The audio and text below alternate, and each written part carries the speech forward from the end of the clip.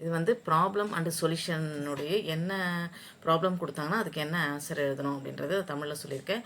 ராஜாஜி ராமாயணத்தை ஆங்கிலத்தில் எழுதினார். பாலு என்ற பெயரில் ஒருவர் அதை தமிழில் மொழிபெயர்த்தது. ஒரு பிரபல பதிப்பாளர்கள் ராஜாஜியின் அனுமதியின்றி வெளியிட்டார். பாலுவும் வெளியீட்டாளரும் தங்கள் பொறுப்பில் எவ்வளவு தூரம் பொறுப்பு முடிவு செய்யுங்கள் அப்படின்னு சொல்லிட்டு கொடுத்துருக்காங்க. அதாவது அப்படின்னு கேட்டிருக்காங்க. இப்போ வந்து பதிப்புரிமை சட்டத்தின் கீழ் மொழிபெயர்ப்புகள் பாதுகாக்கப்படுகிறதா அப்படின்னு கேட்டாங்கன்னா ஆமாம், பாதுகாக்கப்படுகிறது. உரிமையாளரின் அனுமதி அல்லது உரிமை அவசியமானா ஆமாம், கண்டிப்பாக அவசியம்தான் அப்படின்றாங்க. பாலுவும் வெளியீட்டாளரும் விதி மீறலுக்கு பொறுப்பாவார்களா அப்படின்னு கேட்டாங்கன்னா ஆமாம், பொறுப்பாவார்கள் அப்படின்னா. அப்போ பதிப்புரிமை சட்டம் வந்து என்னென்னா 1957 பிரிவு 32 வந்து அசல் படைப்பில் பதிப்புரிமை நீடித்தால் அசல் பதிப்புரிமையின் உரிமையாளரின் ஒப்புதல் அல்லது உரிமை இல்லாமல் மொழிபெயர்ப்பை மீண்டும் உருவாக்குவது அல்லது வெளியிடுவது மீறலாகும் அப்படின்னு சொல்லியிருக்காங்க. அதாவது section 32 of the copyright act 1957 provide that if copyright substance in the original work then reproduction or publications of the translation without the consent or license of the owner of copyright in the original will constitute infringement அப்படின்னு சொல்றாங்க. அடுத்த questions பார்க்கலாம். அடுத்த question வந்து பிரிவு 007 article 007 வந்து எனப்படும் காலணிகள் மற்றும் உள்ளங்கால்களை தயாரித்து விற்பனை செய்வதில் ஈடுபட்டுள்ள ஒருவர் தனித்துவமான வடிவமைப்பு, உள்ளமைப்பு மற்றும் மேற்பார்வை வடிவத்தை ஏபி உருவாக்கினார். ஏ வந்து பி ரெண்டு பேருமே உருவாக்கினார் மற்றும் மேற்பார்வை அமைப்பு ஏயின் வடிவமைப்பின் வெளிப்படையான பிரதிபலிப்பாகும். பிக்கு எதிரான இடைக்கால தடை உத்தரவிற்கு பயன்படுத்தப்படும் ஏ தானே கரோனோ ஷோ கம்பெனி பிரைவேட் லிமிடெடின் பதிவு செய்யப்பட்ட வடிவமைப்பின் கொள்ளையர் என்று சமர்ப்பித்தார். முடிவு செய்யுங்கள் அப்படின்னு சொல்லி கேட்டிருக்காங்க. அதாவது வடிவமைப்பின் உரிமையாளர் வடிவமைப்பின் பதிப்புரிமையை கோர முடியுமா அப்படின்னா கண்டிப்பாக கோர முடியும். Can the proprietary of design claim the copyright of டிசைன்னா எஸ். அதுக்கு அடுத்தது முடியுமானா ஆம். ஏயின் செயல் வடிவமைப்புகளை மீறுவதாக உள்ளதா அப்படின்னா ஆம் அப்படின்றாங்க. அதாவது whether the act of a amount to infringement of டிசைன்னா எஸ் அப்படின்றாங்க.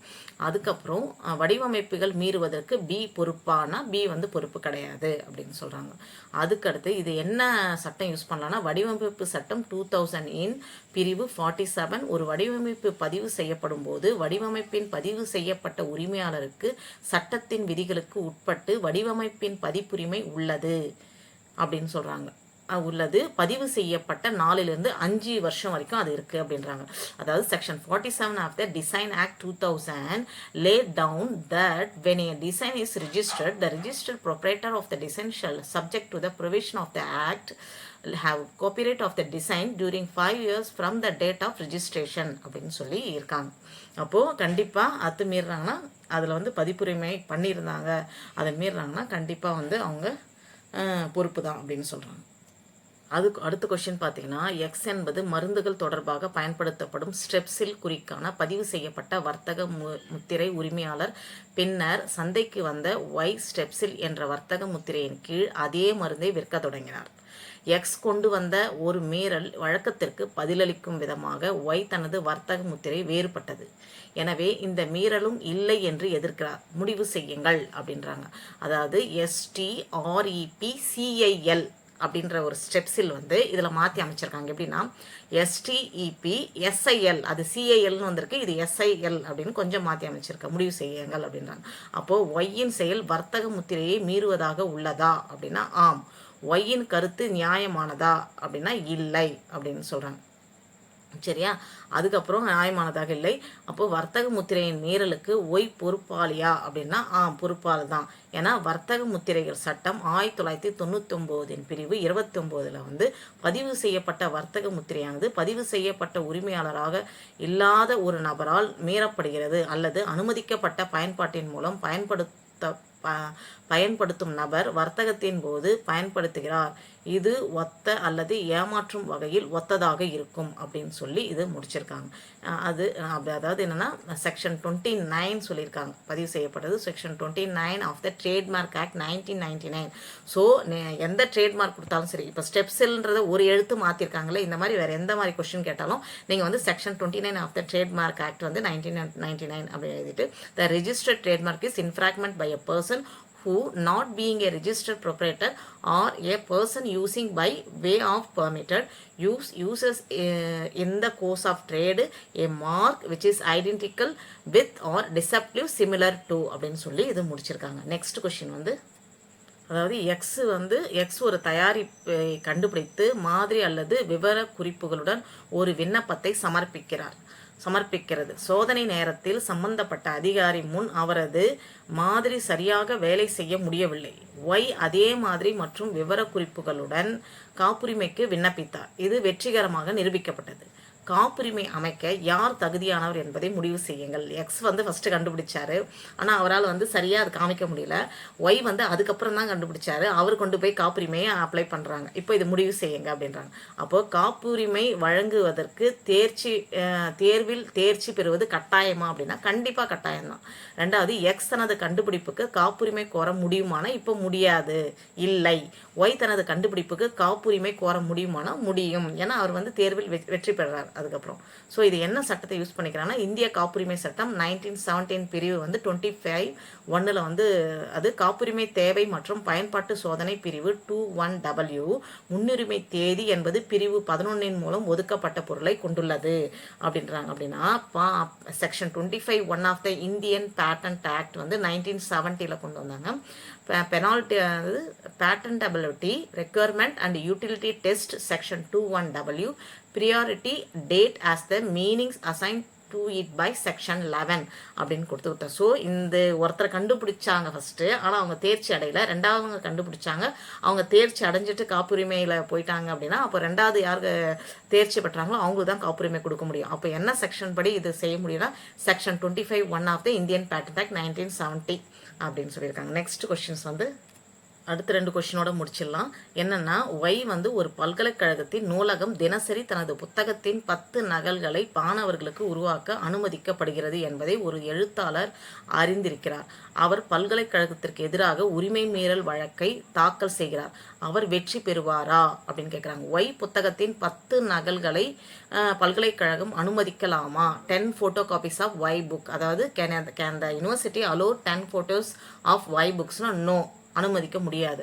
இல்லை. ஒய்யின் பதிப்புரிமை மீறப்பட்டதா அப்படின்னா ஆமாம், மீறப்பட்டது தான். அதுக்கப்புறம் பல்கலைக்கழகத்திற்கு எதிராக தாக்கல் செய்யப்பட்ட வழக்கில் ஒய் வெற்றி பெறுகிறாரா அப்படின்னா கண்டிப்பாக வெற்றி பெறுகிறார் அப்படின்னா அப்போது section 52 of the copyright act 1957 reproduction for use of libraries. This section permit making of 3 copies only for a library if the book is not sold in India அப்படின்னாங்க. அதாவது பதிப்புரிமை சட்டம் 1957 பிரிவு 52(1)(1)(o) ஆஃப் த நூலகங்கள் பயன்படுத்துவதற்கான மறு உருவாக்கம். இந்தியாவில் புத்தகம் விற்கப்படாவிட்டால் ஒரு நூலகத்திற்கு மட்டுமே 3 பிரதிகள் எடுக்க இந்த பிரிவு அனுமதிக்கிறது. 3 மட்டும்தான் நீங்கள் காப்பீஸ் ஃபோட்டோ காப்பீஸ் எடுக்கலாம். பட் 10 காப்பீஸ் எல்லாம் எடுத்தோம்னா அது கண்டிப்பாக அதுக்கு இன்ஃப்ராக்மெண்ட் தான், அதாவது அத்துமீறீங்க அப்படின்றத, அதாவது மீறப்படுது, பதிப்புரிமை மீறப்படுது அப்படின்னு சொல்கிறாங்க. அப்போ இதுக்கு செக்ஷன் நீங்கள் என்ன யூஸ் பண்ணீங்கன்னா section 51(1) of the copyright act 1957 அப்படின்றத யூஸ் பண்ணோம். So 52(1) of the copyright act 1957. அடுத்த கொஸ்டின் ஒரு ஒய் புற்றுநோய் மருந்துக்கான காப்புரிமையை பெற்றுள்ளார். காப்புரிமை காலம் 2012 காலாவதியாக இருந்தது. எனவே Z அதே மருந்தின் பொதுவான பதிப்பை அறிமுகப்படுத்த விரும்பியது. இருப்பினும் ஒய் மருந்து கலவையில் சிறிய மாற்றங்களை செய்து காப்புரிமைக்கு விண்ணப்பித்தார். ஒய்யின் காப்புரிமை விண்ணப்பத்தை Z எவ்வாறு சவால் செய்யலாம் அப்படின்ட்டு கேட்டிருக்காங்க. இதுக்கு என்னன்னா அதே மருந்தின் பொதுவான பதிப்பிற்கு Z காப்புரிமை விண்ணப்பிக்க முடியுமான முடியும். அப்புறம் அதே மருந்தின் சிறிய மாற்றங்களுடன் காப்புரிமைக்கு Z விண்ணப்பிக்க முடியுமா அப்படின்னா விண்ணப்பிக்க முடியாது, கொஞ்சம் மாற்றத்தோட. அதுக்கப்புறம் ஒய்யின் காப்புரிமை விண்ணப்பிப்பதை Z சவால் செய்ய முடியுமா அப்படின்னா கண்டிப்பாக சவால் செய்ய முடியும். அப்போது இந்திய காப்புரிமை சட்டம் 1970 பிரிவு 3D அறியப்பட்ட மருந்து மூலக்கூறுகளின் புதிய பதிப்புகளின் காப்புரிமைகளை அனுமதிக்காது. ஏற்கனவே தெரிஞ்ச ஒன்றதனுடைய புதிய கண்டுபிடிப்புகள் வேற ஒரு காப்புரிமை கொடுக்குறாங்கன்னா அது அனுமதிக்காது.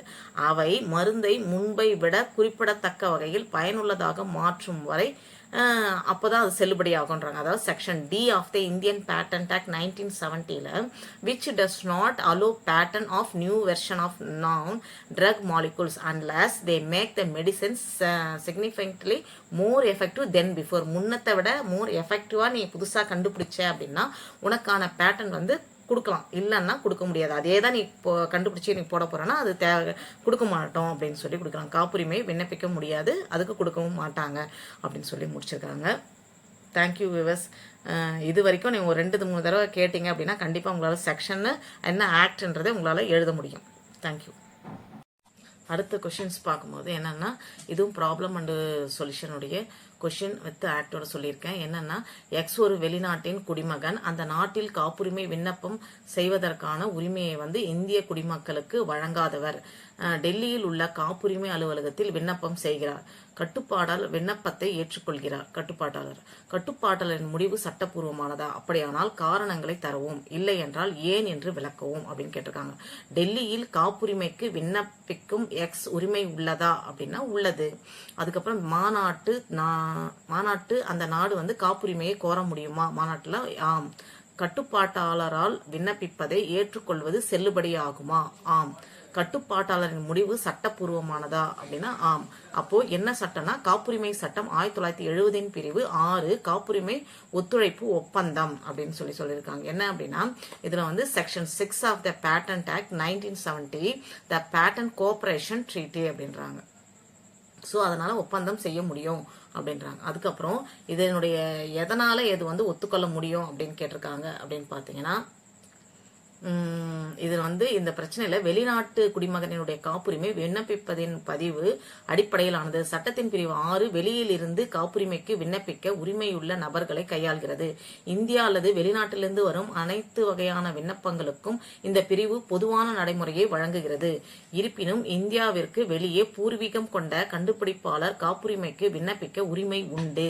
தற்போது இந்தியாவிற்கு வெளியே உள்ள பூர்வீகத்தை விரும்பும் நபருக்கு உரிமை வழங்க 2 வழிகள் உள்ளன.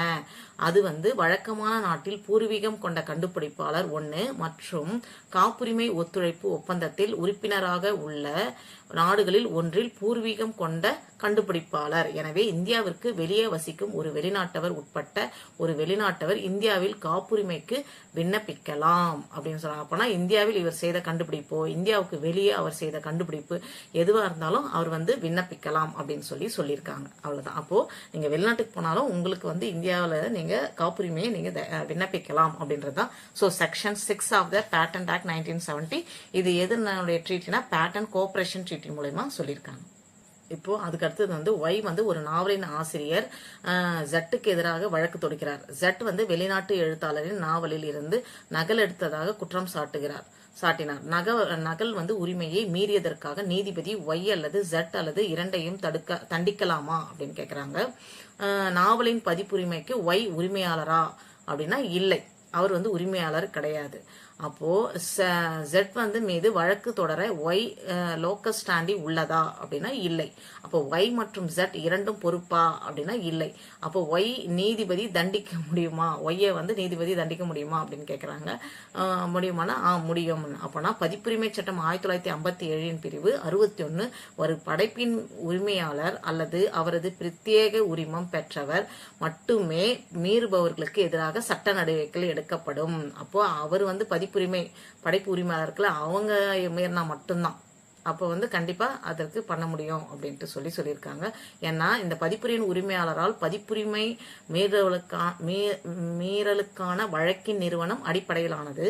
பதிப்புரிமை சட்டம் 1957 பிரிவு 17 படைப்பின் ஆசிரியர் பதிப்புரிமைக்கு உரிமையாளராக இருக்க வேண்டும் என்று வழங்குகிறது. பிரிவு 17 பதிப்புரிமை மற்றும் உரிமையாளரின் உரிமைகள் தொடர்பான அத்தியாவசியம் 4 கீழ் வருகிறது. மேலும் பதிப்புரிமை சட்டம் 1957 பிரிவு 61 அதை வழங்குகிறது அப்படின்னு சொல்றாங்க. அப்போ அவரு பதிப்புரிமை அவர்கிட்ட இருக்கணும், காப்பிரைட்ஸ் இருந்தா மட்டும்தான் அதை நம்மளால செய்ய முடியும் அப்படின்னு சொல்றாங்க. நெக்ஸ்ட் அப்ப என்னன்னா செக்ஷன் என்ன சொல்லியிருக்காங்கன்னா அதாவது section 61 in the Copyright Act 1957 only the owner of the work or is exclusive license can bring legal action against infringer அப்படின்னு சொல்லியிருக்காங்க.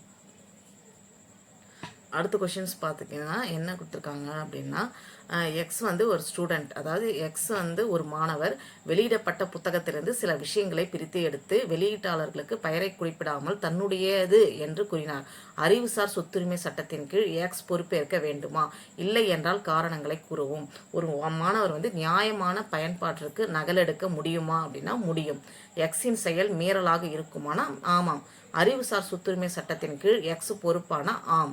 பதிப்புரிமை சட்டம் 1957 பிரிவு 52 ஆராய்ச்சி உட்பட்ட தனிப்பட்ட பயன்பாட்டு நோக்கங்களுக்காக இலக்கிய படைப்பை நியாயமான முறையில் கையாள்வது பதிப்புரிமை மீறலாக அமையாது அப்படின்றாங்க. அதாவது செக்ஷன் 52 ஆஃப் இந்த copyright act 1957, a fair dealing with a literacy work for the purpose of private use including research shall not constitute and infringement of copyright அப்படின்னு சொல்லி முடிக்கிறாங்க. அப்போ நீ நியாயமாக இருந்தால் நீ அதனுடைய நகல் எடுத்து செய்யலாம். ஆனால் வந்து அதில் இல்லீகலாக ஏதாவது பண்ண போகிறீங்க அப்படின்னா, அத்துமீற இன்ஃப்ராக்மெண்ட் பண்ண போகிறீங்கன்னா அதுதான் தவறானது அப்படின்னு சொல்கிறாங்க. நெக்ஸ்ட்டு அப்புறம் எக்ஸ் வந்து ஒரு நிறுவனம் நியாசின் அப்படின்னு சொல்லுவாங்க. NIACAN நியாசின் ஒரு மருந்து தயாரிப்பின் வர்த்தக முத்திரையின் பதிவு செய்யப்பட்ட உரிமையாளர். அவர்கள் Y நிறுவனத்திற்கு எதிராக நிரந்தர தடை உத்தரவுக்காக ஒரு வழக்கு தொடர்ந்தனர். வாதி எக்ஸ் நிறுவனம் வெற்றி பெறுமா முடிவு செய்யுங்கள் அப்படின்னா நியாசின், அதாவது நியாசின்லேயே 2 விஷயம், அதாவது NIACAN அப்படின்ற நியாசின், இன்னொரு நியாசின் அவங்க என்ன சொல்கிறாங்கன்னா NIAC வந்து எஸ்ஸாக மாட்டிட்டாங்க, SIN அப்படின்னு சொல்கிறாங்க. இப்போது நியாசின் ஆகியவை ஏமாற்றும் வகையில் ஒத்துவையா அப்படின்னா ஆமாம், ஒத்துவையாக தான் இருக்குது. அதுக்கப்புறம் ஒய்க்கு எதிராக எக்ஸ் தாக்கல் செய்த வழக்கு பராமரிக்கத்தக்கதா அப்படின்னா ஆமாம். வர்த்தக முத்திரையின் மீறலுக்கு ஒய் பொறுப்பாவாரா? ஆம். வர்த்தக முத்திரை சட்டம் வந்து 1999 பிரிவு 29 பதிவு செய்யப்பட்ட வர்த்தக முத்திரைகளின் மீறல். பதிவு செய்யப்பட்ட வர்த்தக முத்திரையானது பதிவு செய்யப்பட்ட உரிமையாளராக இல்லாத ஒரு நபரால் மீறப்படுகிறது அல்லது அனுமதிக்கப்பட்ட பயன்பாட்டின் மூலம் பயன்படுத்தப்படும் நபர் வர்த்தகத்தின் போக்கில் பயன்படுத்துகிறார். இது ஒரே மாதிரியான அல்லது ஏமாற்றும் வகையில் இருக்கிறது அப்படின்னு சொல்றாங்க. அதாவது section 29 of the trademark act 1999, infringement of registered trademark. A registered trademark is infringed by a person who not being a registered proprietor or a person using by way of permitted use uses in the course of trade a mark which is identifiable with or deceptive similar to அப்படின்னு சொல்லி இது முடிச்சிருக்காங்க. Next question வந்து, அதாவது ஒரு வழக்கறிஞர் ஒரு சட்ட பத்திரிகையை தொடங்கி உயர்நீதிமன்ற தீர்ப்புகளின் குறிப்புகளை வெளியிடுகிறார். பின்னர் மற்றொரு வழக்கறிஞர் பி வந்து மற்றொரு சட்ட பத்திரிகையை தொடங்கி தனது பத்திரிகையில் வெளியிட்ட அனைத்து தீர்ப்புகளையும் நகலெடுக்கிறார். அப்போது பதிப்புரிமை மீறலுக்கு ஒரு வழக்கை தாக்கல் செய்கிறார். பி தீர்ப்புகளில் யாருக்கு பதிப்புரிமை இல்லை என்று வாதிடுகிறார். உயர்நீதிமன்றம் முடிவு செய்வாரா அப்படின்னு கேட்டிருக்காங்க. அதுக்கு வந்து பியின் செயல் பதிப்புரிமையை மீறுவதாக உள்ளதா அப்படின்னா கண்டிப்பாக உள்ளது, ஆம். ஏன்னா அவருடைய தான் எடுத்து போட்டிருக்காரு. பியின் வாதம் சரியானதா அப்படின்னா இல்லை. அப்போ பதிப்புரிமை மீறலுக்கான ஏயின் வழக்கு பராமரிக்கப்படுமா அப்படின்னா ஆமாம், பராமரிக்கப்படும். அதுக்கப்புறம் இதில் என்ன சொல்லியிருக்காங்கன்னா, அதாவது ரூல்ஸ் பார்த்திங்கன்னா ஸ்வெட் அண்ட் ப்ரோ தியரி அப்படின்னு ஒன்று இருக்குது. அதாவது வியர்வை மற்றும் புருவம் கோட்பாடு அப்படின்னு ஒன்று இருக்குது. அதில் உற்பத்தியை அசல் செய்ய போதுமான உழைப்பு, திறன் மற்றும் மூலதனம், இதுதான் இதனுடைய ரூலாக கொடுத்துருக்காங்க. அதாவது என்னன்னா ஸ்வீட் அண்ட் ப்ரோ தியரி அப்படின்னு பார்க்கும்போது sufficient expenditure of labour, skill and capital to make product original அப்படின்றாங்க. அப்போ இது என்னன்னா copyright over the note and head note of judgment published in journals. அது கீழே தான் இந்த ப்ராப்ளம்ஸ் வந்து வருது அப்படின்னு சொல்கிறாங்க. அதாவது பத்திரிகைகளில் வெளியிடப்பட்ட தீர்ப்புகளின் குறிப்புகள் மற்றும் தலைப்பு குறிப்புகள் மீதான காப்புரிமை இந்த செக்ஷன் கீழே தான் நம்மளுடைய இந்த கேஸ் வந்து அமைஞ்சிருக்கு அப்படின்றாங்க. நெக்ஸ்ட் கேஸ் பார்க்கலாம். அடுத்த கொஸ்டின் வந்து, நன்கு அறியப்பட்ட பிராண்ட் வந்து சாம்சங் SAMSUNG சாம்சங் தயாரித்து வருகிறது. மொபைல்கள் மற்றும் டிவி போன்ற பிற மின்னணு பொருட்கள் பல்வேறு நாடுகளில் சந்தைப்படுத்தப்படுகிறது. அதுக்கப்புறம் இப்பொழுது எக்ஸ் தனது ஷாம்பை சாம்சங் ஷாம்பு என்று பெயரில் தயாரித்து சந்தைப்படுத்த விரும்புகிறது. இது அனுமதிக்கப்படுமா என்று விவாதிக்கவும் அப்படின்ட்டு கேட்டிருக்காங்க.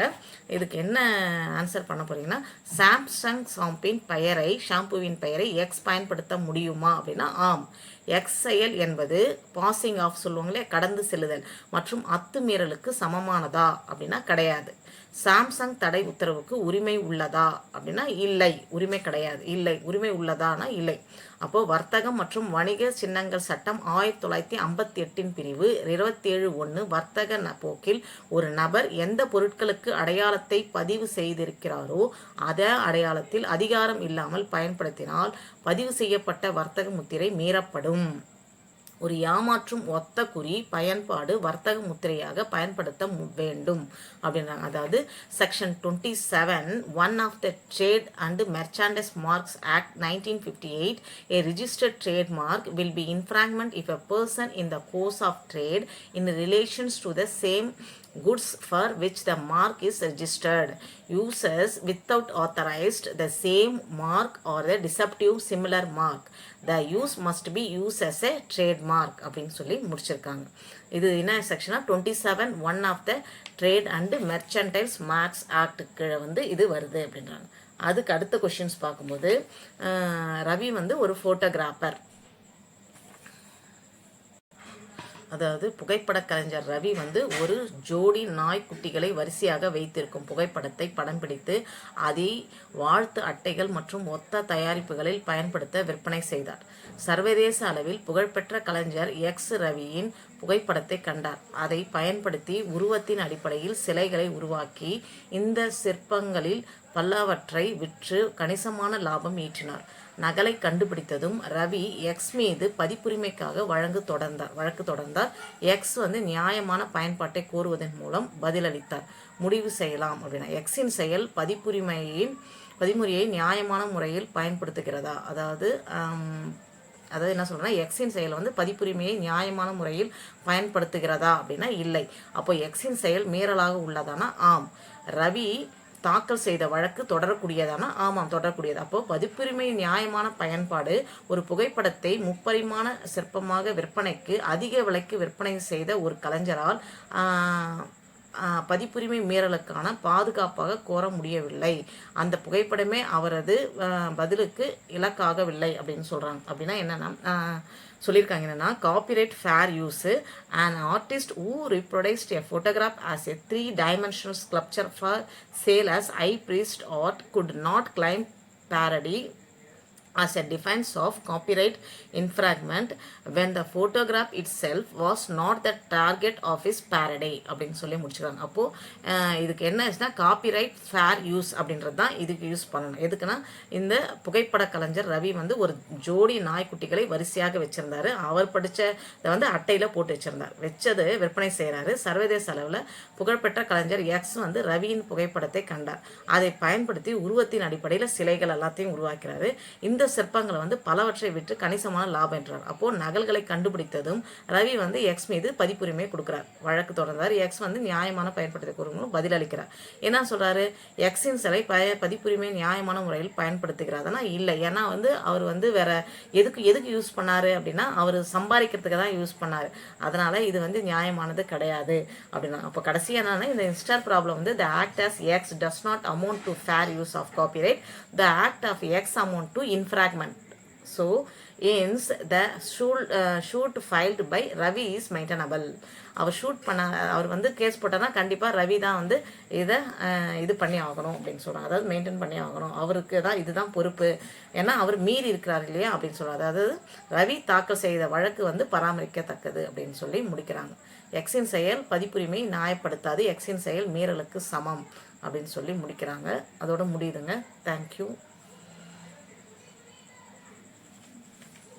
அவ்வளோதான். தேங்க்யூங்க.